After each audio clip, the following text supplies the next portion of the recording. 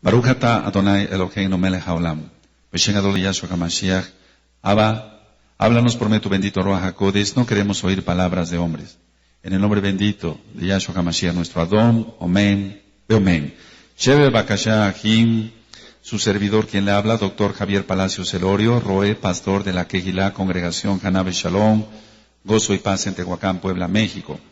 Le invitamos de parte de todos a consultar la página de internet www.gozoypaz.mx. Usted encontrará audios y apuntes que puede usted bajar, copiar y regalar con toda confianza. Los apuntes están en 52 idiomas. Puede usted encontrar muchos videos en YouTube. Nosotros aquí no hacemos negocio con la palabra de nuestro Elohim, Yahweh Sebaot es su nombre. El tema del día de hoy, amados, amado escucha de esta página de internet, el título es Terrores nocturnos y sonambulismo. ¿Qué son los terrores nocturnos y qué es el sonambulismo?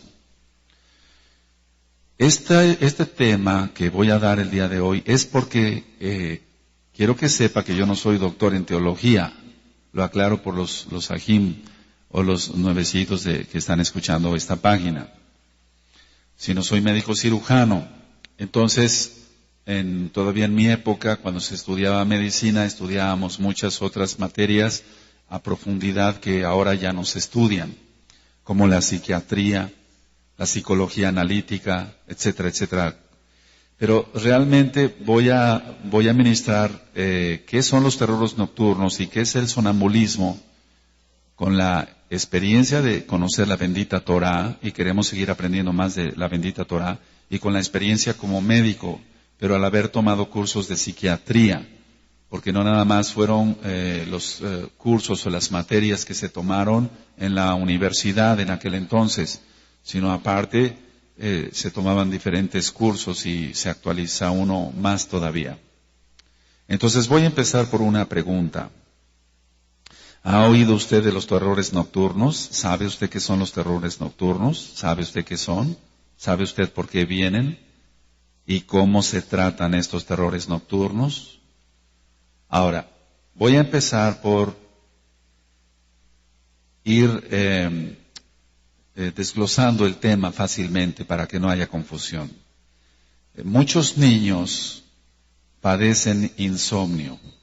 Entonces, esos niños tardan mucho en dormirse o se despiertan a menudo durante la noche y muestran un sueño francamente intranquilo. Es decir, su sueño no va a ser tranquilo. Hay dos tipos de sueño, quiero hacer un paréntesis, y cuando ministre yo sobre los sueños vamos a ver cosas muy profundas. Hay un sueño que se llama no REM, no R-E-M, es decir, va separado, no REM. Ese sueño es el sueño superficial. Es un sueño superficial que con cualquier ruidito se despierta la persona. Pero hay un sueño que nosotros como médicos denominamos sueño REM, sueño R-E-M. R-E-M. Ese sueño es el sueño profundo.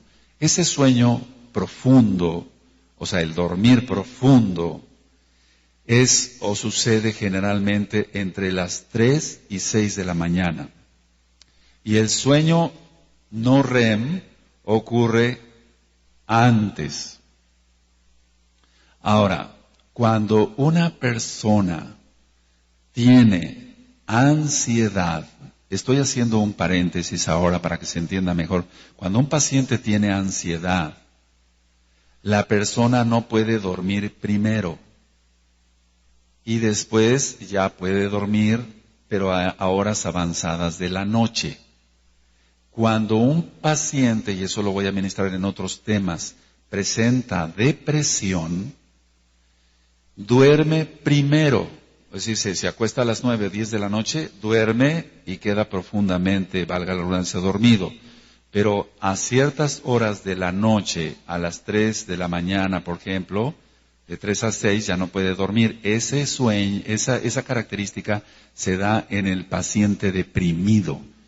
Esto nos va a servir cuando muchos hermanitos entran aquí a la oficina de los nuevecitos, les pregunto muchas cosas Y si ellos me dicen, no, no puedo dormir así, entonces yo ya estoy diagnosticando como médico, pero lo más importante es que sea el mover de los dones del Ruach HaKodesh.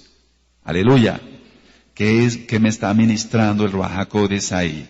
Entonces, si el paciente no puede dormir en un principio y después concilia el sueño muy profundo, es ansiedad. Y cuando el paciente duerme, se acuesta muy bien y duerme tranquilo, etcétera, en esta época de frío se pone su pijama, 2, 3 harapes y duerme muy bien, pero se despierta en la madrugada y ya después no puede dormir. ¿Cuándo debe de ser el sueño REM, el sueño profundo? Entonces el paciente tiene depresión. Y se tratan diferente, la ansiedad y la depresión se tratan muy diferentes. Ahora, quise hacer este bosquejo de lo que es el sueño para que podamos entender los terrores nocturnos. Entonces decía yo que los niños que padecen terrores nocturnos sí padecen insomnio. Es decir, no pueden dormir.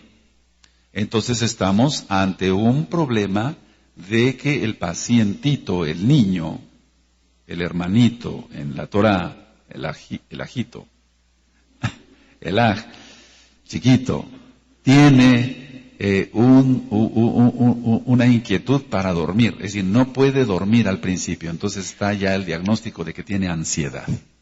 ¿Me doy a entender? Y de ahí va a depender que tenga terrores nocturnos.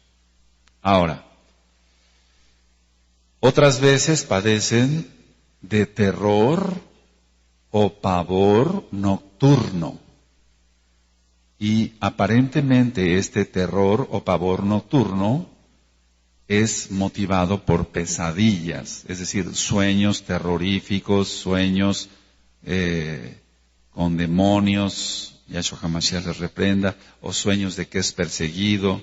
Algún día voy a hablar de lo que son los delirios de persecución.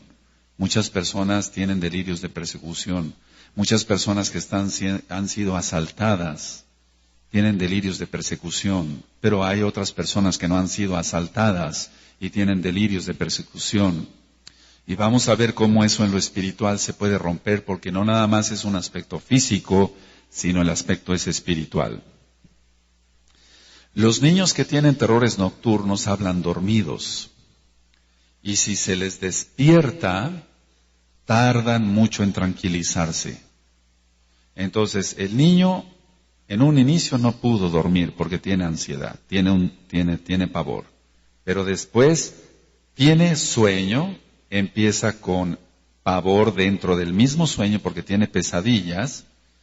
Y si la mamá o el papá lo despiertan, entonces va a tardar mucho en tranquilizarse, pero no está consciente al 100% el niño.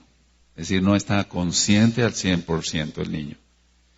Entonces, hay que preservar en estos casos de todo estímulo que empeore el caso en ese momento. Entonces, todo estímulo que nosotros podamos evitar para ir tratando estos casos es importante. Si, por ejemplo, se le dice al niño, se le sacude y se le dice, ¿qué te pasa? ¿Qué te pasa? El niño se pone peor.